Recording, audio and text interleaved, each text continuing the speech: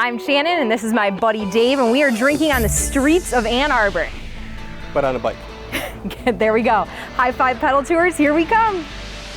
Before we hit the streets, I had to get warmed up, and Dave had to go over the rules of the road.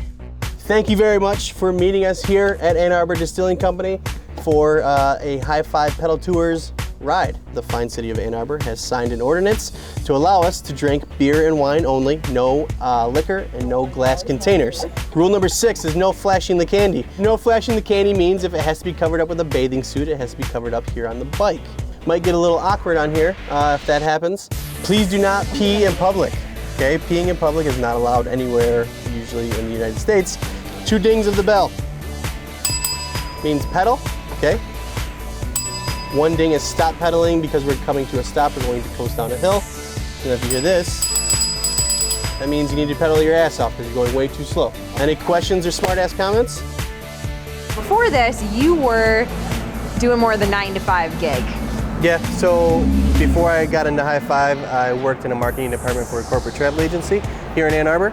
And that kind of set the tone for getting into the travel industry, which the way I usually do it is that High Five is a big part of that industry. Cheers, everybody. Cheers. Cheers. Hey, for the record, this is my first ride on my own bike, so. Oh, I think it's well deserved.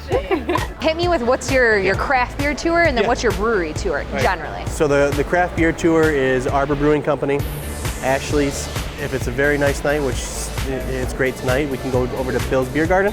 And then the brewery tour, it's slightly different. We go to Blue Tractor, we go to Jolly Pumpkin, and then Grizzly Peak. But you're not just here for the craft beer lover. No, so we do bookstore tours, we do restaurant tours. We designed a custom tour for our group that included stops at Hot Cat for beer and cracked fries and the Vault of Midnight for a little comic book shopping. The final stop of the day was at the world-class Arbor Brewing Company. Ann Arbor wasn't your first choice. No, I originally wanted to go into Detroit. However, that was tied up within the system, as I'd like to call it. So I had to figure out what else I wanted to do, and Ann Arbor was free. Really happy that I had the opportunity and have the opportunity to run a business here in Ann Arbor, just like this one, so people can see what exactly is going on here.